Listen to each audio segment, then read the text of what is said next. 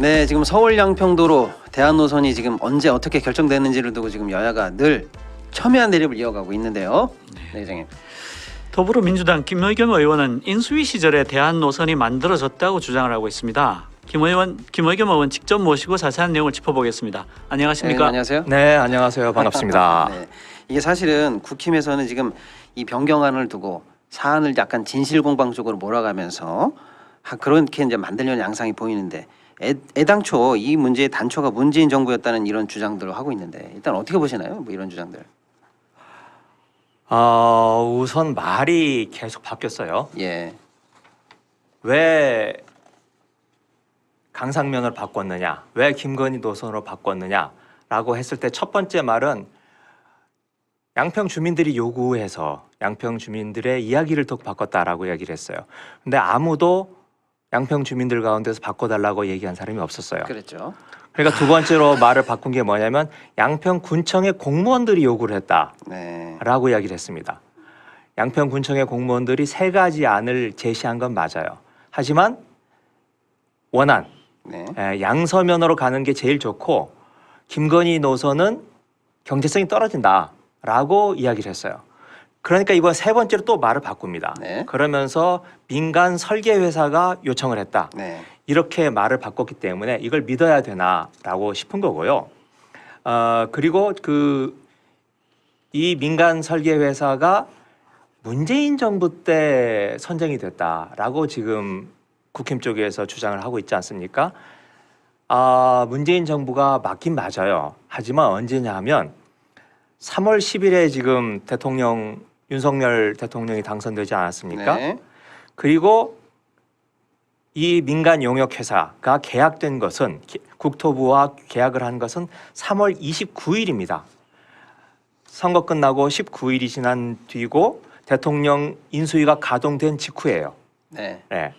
그러니까 물러가는 정부하고 대통령 인수위 두 개의 권력이 있다면 어느 쪽 권력 말을 듣고 어느 쪽 권력이 입김이 세겠습니까?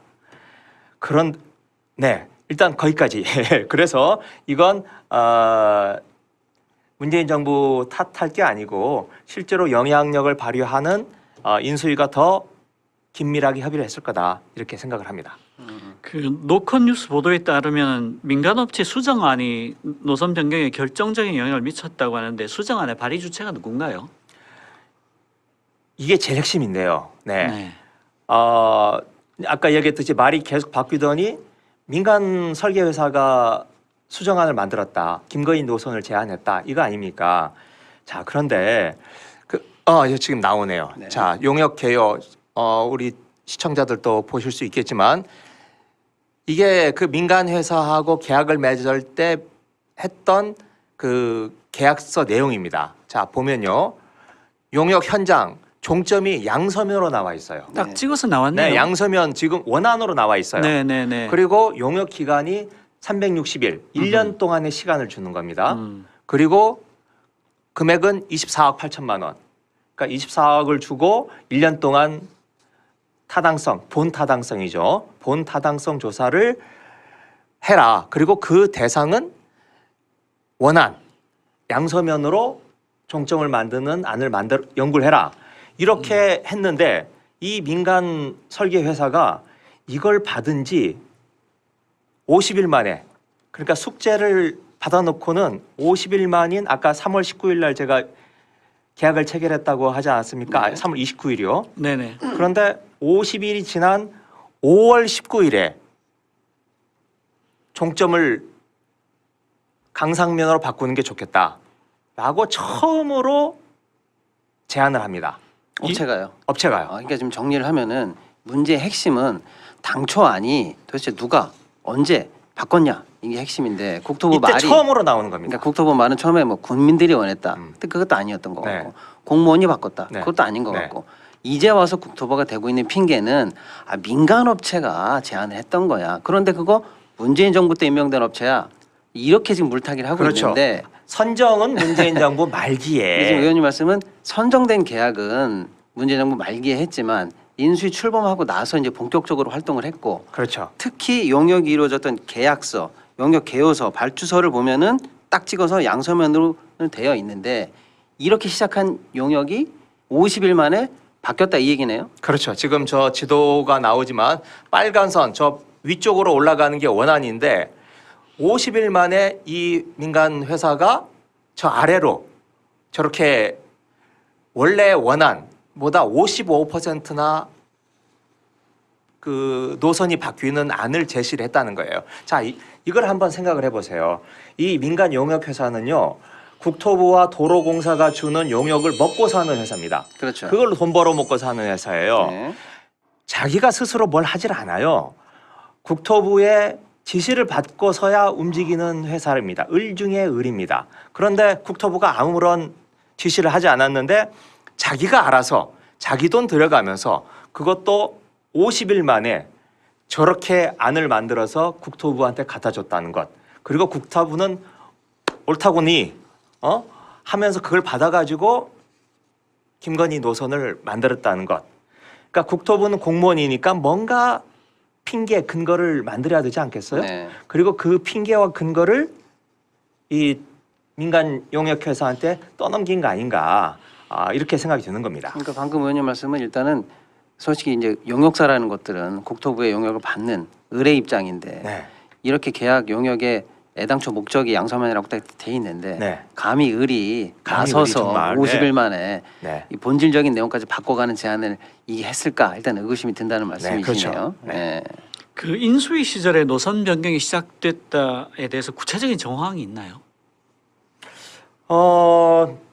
구체적인 정황까지는 없습니다. 그런데 50일 만에 50일 만에 바뀌었다는 게 그게 인수 제가- 기간하고 겹친다 이 네, 말씀이신 거죠? 물어보니 민간 설계 회사에서 그런 적이 없다는 거예요. 그냥 주문을 받고 주문 제작을 하는 거지. 그렇죠. 자기가 그렇게 창의적으로 국토 정책, 국토 노선 자체를 스스로 바꾸는 이거는 무슨 근데 신의 아들 같은 사실 정부와 일을 조금이라도 해본 사람이라면 이게 그렇죠. 얼마나 있을 말이 수가 안 없는 되는 일이 일이죠. 아는 그런데 하여튼 건데요. 좀 주목할 만한 것은 이건 아직 뭐 제가 좀 조심스럽긴 합니다만은 국토부에서 파견 나간 백아묵의 국토정책관이 있습니다. 네. 이분이 원래 국토부에 있었어요. 그런데 이분이 인수위로 가요. 그리고 인수위에 가서 있다가 다시 용산으로 들어갑니다. 네, 네. 네. 저는 이 민간 설계 회사가 이렇게 자기의 주제를 넘어서 과도한 권한을 남용하면서 설계를 변경한 데에는 뭔가 뒷배가 있었던 거고 그 뒷배가 이 백아묵의 인수위에 국토부 출신이 인수위에 파견됐다가 다시 용산으로 들어간 알겠습니다. 이분과 어떤 관련이 있는 거 아닌가? 라고 조심스럽게 추측을 해봅니다. 근데 사실 저 그림을 보더라도 저게 원래 6번 국도가 워낙 막혀서 저걸 뚫겠다라고 한 건데 저렇게 밑으로 내려버리면 원래 취지 자체가 사라지는 거예요. 완전히 사라지는 거죠. 이게 네. 저 그러면 위에 그- 원안은 다 아시겠지만 6번 국도 워낙 막히니까 그러니까요. 15년 동안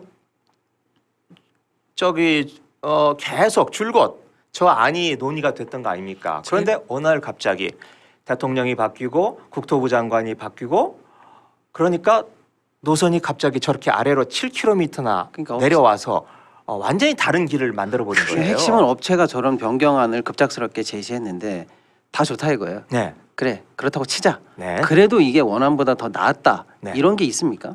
업체 의견을 따르더라도 지금 국토부가 계속 이야기를 하고 있죠.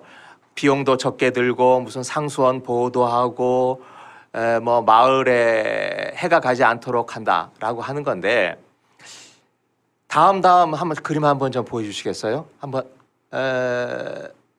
네, 이거 네. 보여주세요. 이게 지금 저 위에 검은 저 선이 위가 원안입니다. 원안이죠? 그리고 밑에가 빨간 지금 김건희 노선인데 네. 위에 지금 검은색으로 무슨 조그만 반원 같은 것도 있고 직사각형도 있고 그렇죠? 반원은 터널이고요. 직사각형은 교량 다리입니다. 위에 까만 건 그냥 듬성듬성 있잖아요. 그러네요. 그런데 밑에 건 무슨 불난집처럼 다 빨갛잖아요. 네네네. 이 변경안이 그만큼 터널도 많이 만들고 다리도 많이 만들어야 되는 안입니다. 그러니까 터널 만들고 다리 아이고야. 만들면 어떻습니까? 비용이 훨씬 많이 들지 않겠어요? 그렇죠. 길이도 2.2km나 더 늘어나요. 그런데 국토부는 이걸 가지고 뭐라고 얘기를 하냐면 140억밖에 더 늘지 않는다.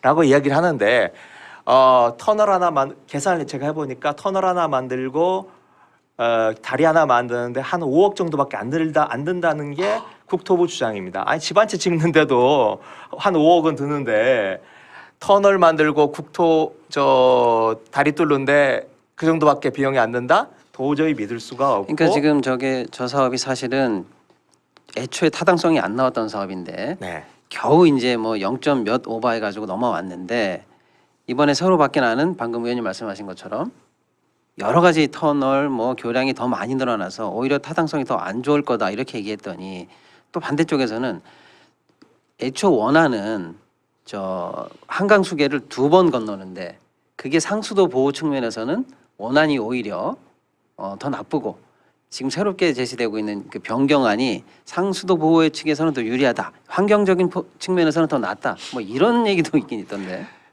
저 일대가요 다 상수원 보호구역입니다. 네. 그렇죠. 자, 다 상수원 보호구역이고요. 네. 저 지금 시청자들 보시는지 모르겠지만 저 파란색 안 있잖아요. 파란색 줄도 경안천을 지나는데 저 경안천이 다 상수원 우리 수도권 시민들이 물 먹는 곳입니다. 그렇죠. 그리고 저희가 다른 다 무엇보다도 보호구역이죠. 지금 다리 만들고 특히 터널이요. 터널을 만들면 지금 원래 원안은 터널 10개가 필요하다고 그랬어요. 아까 그런데 네. 저 김건희 노선을 만들면 터널이 26개가 필요합니다.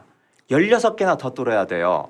그래서 터널을 뚫으면 무슨 문제가 생기냐면 지하수를 침범해요. 그렇죠. 네. 그래서 지하수를 오염시키고 지하수의 맥을 끊어버리고 하는 게 터널입니다. 그렇죠. 상수원 보호구역에 뭐 어쩌고 저쩌고 하는 이야기는요. 눈 가리고 아웅이고 그러면 애초 그런 문제가 있었으면 원안 두물머리 쪽으로 가는 안 그 안을 지난 15년 동안 왜 국토부는 아무 말 않고 입 다물고 있었습니까? 그 전에 예비 타당성 조사를 등 수많은 조사 결과를 올라왔을 때 국토부가 다 오케이를 해줬어요. 그런데 이제 와서 갑자기 무슨 뭐 상수원 보호구역을 침범하고 뭐 마을이 끊어지고 어쩌고 저쩌고 막 핑계를 갖다 대는 거예요 지금. 근데 지금 방금 그 본 지도에서도 나왔는데 특이한 점은 방금 이제 의원님 말씀하신 것처럼 업체가 그렇게 해서 일단 2022년 5월에 그런 제안을 하긴 했어요. 그런데 2022년 7월에 이제 국토부가 양평군 등에 보낸 여러 가지 이제 관계기관 협의 공문에는 또 종점이 양서면으로 되어 있어요. 네. 네. 방금 그 저희가 아까 브리핑에도 얘기했지만 종점에 대해서 글씨로는 문구로는 양서면으로 되어 있고 지도는 또 네, 다른 아까 저 유미리 씨가 이야기를 하던데 예, 그 지도 예. 한번 좀 보여주실래요? 네. 아마 이 그림은 처음으로 공개되는 것 같은데. 아, 그런가요? 네. 어제 김동연 지사가 뭐랄까요 설명문에는 말로는 했는데 네. 그림으로는 아마 제가 지금 그걸 음. 뒷받침하는 문서를 입수해서 처음 보여주는 겁니다. 한번 보여주실래요? 아까 아니요 그 다음 타당성 조사 평가라고 제목이 되어 있습니다. 다음 예, 네, 이겁니다. 이거. 네 이건데요. 예. 이게 2023년 올해입니다. 1월 16일에 국토부가 관계기관에게 다 보낸 그 협의 요청문이에요. 그런데 이거 제가 두 장을 이제 붙인 건데요. 네. 윗부분을 보면 자 구간은 하남에서 양평군 양서면이라고 돼 있어요. 그러니까 문구로는 그러네요. 양서면으로 문구는 되어 있어요. 양서면으로 네, 되어 있어요. 네. 원안이죠. 그리고 규모도 27km라고 돼 있어요. 이것도 원안 그대로입니다. 그러네요. 그리고 밑에 보면 주요 시설에서 분기점 나들목인데 딱 이게 원래 원안의 나들목입니다. 그런데 그 뒷장에 붙어 있는 지도는 좀 줄여 주실래요? 지도는 김건희 노선을 딱 붙여놓은 거예요. 네. 공문 내에서도 이게 참 해석하기가 이게 도대체 뭐냐? 어떻게 예. 해석을 해야 되니? 저도 지금 당황스러운데.